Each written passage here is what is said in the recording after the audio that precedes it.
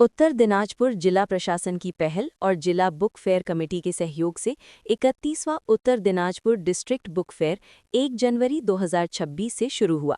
ये भव्य मेला इस्लामपुर कोर्ट मैदान में लगाया गया है। मेले का आधिकारिक तौर पर उद्घाटन पश्चिम बंगाल सरकार के मास एजुकेशन और लाइब्रेरी सर्विसेज डिपार्टमेंट के मंत्री सिद्दीकुल्ला चौधरी ने गुरुवार को दोपहर 3 बजे किया।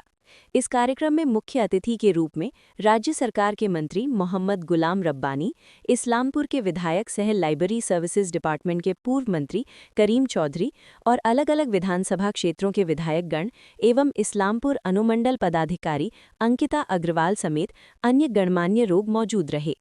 इस साल का मेला भाषा की विरासत की रक्षा हमारा वादा है नारे को ध्यान में रखकर लगाया जा रहा है। किताबें खरीदें, किताबें पढ़ें, किताबें पढ़ाएं मैसेज के जरिए आम जनता से किताबों के प्रति रुझान बढ़ाने की अपील की गई है। मेला परिसर में राज्य और स्थानीय इलाकों के अलग अलग हिस्सों के जाने माने पब्लिशिंग हाउस के करीब 75 स्टॉल हैं। District library officer Debabrata Kumar Das, Islampur town library के प्रभारी लाइब्रेरियन अभिराम सिंह और इस्लामपुर नगर पालिका के चेयरमैन कन्हैया लाल अग्रवाल ने कमेटी के दूसरे मेंबर्स के साथ मिलकर हर तरह के लोगों से मेले में आने और इसे सफल बनाने की अपील की है। मेले में सभी के लिए एंट्री फ्री है। सिद्दीकुल्ला साहेब उनार परिचयটা এটা আমার সিট আর ওনার সিট আর সচিবের সিট আমরা তিনজনে একসঙ্গে বসি, মাঝখানে আমি বসি, আমার রাইট হ্যান্ডে সিদ্দীকুল্লা সাহেব, লেফট হ্যান্ডে সচিব। অনেক তর্ক বিতর্ক হয় ওনার সাথে কাজ নিয়ে। কাজের লোক সবসময় কাজকে ভালোবাসে। আর এই দপ্তর আজকে 14.5 বছর হয়ে গেছে। 14.5 বছরে চৌধুরী আব্দুল করিম সাহেব থেকে আমাদের গভর্নমেন্টে স্টার্ট হয়েছিল। আমাদের সিনিয়র এমএলএ, এখানকার গার্জিয়ান, এক টার্ম না দু টার্ম না, আমার জন্মের আগে উনি এমএলএ ছিলেন। আমার জন্ম হয়েছিল 1970-তে, উনি 68 বা 67 এমএলএ হয়েছিল বাবা বলতেন। তখন গোয়ালপুরের একটা পার্ট ওনার সাথে ছিলাম, আমরা থাকতাম। এটাও বাস্তব যে ওখানকার লোক অনেক ওনাকে ভালোবাসতেন আর ওখানকার ম্যাক্সিমাম ভোটে উনি জিততেন সবসময়। 8 term, not one single term. আর 2011 থেকে ওনাকে দেখেছি 2016 অবধি।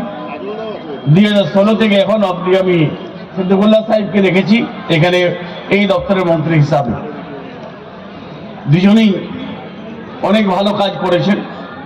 তারপর এখানে আমাদের এমএলএ, আমার অ্যাসেম্বলি কালিগ মিনাজুল আরফিন আজাদ সাহেব আছেন, আমাদের পৌরপিতা এখানকার। উনি যদি আমার জন্ম আগে হয়ে এমএলএ হয়েছেন, ইনিও কিন্তু কম না। ইনি যখন আমি ছোটবেলায় 9-এ পড়তাম তখন উনি প্রধান ছিলেন। আর আমার বাবা আমার আগুনটা ধরে নিয়ে আসতেন আর ওনাকেও ডাকতেন হাই স্কুলে, বাবার সঙ্গে সাথে উনি আসতেন। তো তখন থেকে ওনাকে দুজনকে আমি বলেন উনি সেকেন্ড টপার, বাস্তবে সেকেন্ড টপার ইন লিস্ট। যখন প্রফেশন ট্রেনিং এর পর আরো মার্কস অ্যাড হয়। আর আজকে উনি ফার্স্ট টপার ইন আইএস লিস্টের সেকেন্ড টপার ছিলেন, এখন আজকে ফার্স্ট টপার। যার জন্য ওনাকে আমি বললাম যে you just carry out your duty. One day we are praying for you to be the CS of our West Bengal government. আজকে যেরকম আমাদের নন্দিনী সাহেবা চিফ সেক্রেটারি হয়েছেন 94 ব্যাচ। নেক্সট আগে নন্দিনী চক্রবর্তী হয়েছিলেন হোম সেক্রেটারি, তারপর আজকে কালকে বিকালে চিফ সেক্রেটারি। একদিন এরাও যাবে ওই জায়গাতে। আর এই মহকুমা থেকে একটা আমাদের ছেলে এই চৌসিয়া বস্তির, চৌসিয়া থেকে যেখানে 2 লক্ষ কোটি টাকার লাঞ্ছনা বঞ্চনা, যেখানে টাকাটা বন্ধ করে রেখেছে এমজি এনার্জি, তারপরে পিএমওয়াই, সব টাকা বন্ধ পশ্চিমবাংলার। তাও কিন্তু বুক স্টল বা বুক ফেয়ার বা কোনো কর্মসূচি বা কোনো স্কিম ডিলিট হয়নি। আর অমিত শাহ বলছে কি search delete and report. SIR নিয়ে এসডিওকে আমি ধন্যবাদ দিচ্ছি। এসআইআরটা আমাদের ভালো করা হয়েছে। আবার বিভিন্ন চক্রান্ত চলছে, ওটার আমি এখন কথা বললাম। এসআইআর নিয়ে এগুলো চক্রান্ত আমরা মানব না। থ্যাংক ইউ, ধন্যবাদ। আমাদের লাইব্রেরি সায়েন্স জিন্দাবাদ আর বুক স্টল জিন্দাবাদ। থ্যাংক ইউ, ধন্যবাদ। সবচেয়ে প্রথমে আমি অভিনন্দন জানাচ্ছি ইসলামপুর মিউনিসিপ্যালিটি চেয়ারপারসন আর আমাদের এসডিও সাহেব, যারা অত্যন্ত পরিশ্রম করে আজকে এই বইমেলাকে এখানে দাঁড়িয়ে নিয়ে এসেছেন। আর আজকে সবাই খুদেদেরকে আমি একটা ছোট জিনিস বলবো। আমি ক্লাস 4-এ ছিলাম যখন আমার একজন টিচার ছিলেন, শম্পা মুখার্জি। আমার আজকেও মনে আছে, উনি আমাকে বলেছিলেন যে অঙ্কিতা, তুমি স্কুলের বই পড়ো ভালো, কিন্তু তুমি স্কুলের সিলেবাসের বাইরে বই পড়তে শুরু করো। সেই একদিন ছিল, সেই একটা অ্যাডভাইস ছিল। আর আজকে আমি যে দাঁড়িয়ে আছি, যেখানে আমি আজকে দাঁড়িয়ে আছি, এটা 90% সেই অ্যাডভাইসের আছে। উনি সেদিন আমাকে এটা যদি বলতেন না, আমি স্কুলের বাইরে বই পড়তে শুরু করতাম না। আমি সত্যি বলছি, আজ অবধিও সব সময় আমার হাতে এক না এক বই থাকে, কোনো না কোনো বই আমি পড়তেই থাকি। আর এই ওনার এই অ্যাডভাইসের কারণে আমার একটা বই পড়ার একটা হ্যাবিট শুরু হলো।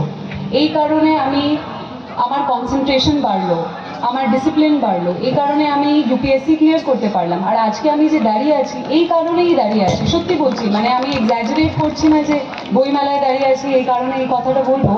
আজ অবধি আমি সব সময় কোনো না কোনো বই পড়তেই থাকি। তো এখানে সব খুদেদেরকে আমি অ্যাডভাইস করছি যে আপনারা বই কিনুন, বই পড়ুন। এটা আপনার খুবই বেনিফিশিয়াল হবে আপনাদের ক্ষেত্রে। এটা আমাদের মুখ্যমন্ত্রী মমতা ব্যানার্জি প্রতিটি দপ্তরে যেমন নজর দিয়ে বরাদ্দ বাড়িয়েছেন, গ্রন্থাগার পরিষেবা, জনশিক্ষা প্রসারে প্রায় 6 থেকে 7 গুণ বাম জামানার থেকে বাজেট এখানে বাড়িয়েছে। গতবার যেটা জিজ্ঞেস করবো, আজকে আপনি আরেকবার বললেন যে অষ্টম তহসিল সংবিধানে বাংলা ভাষা স্বীকৃত।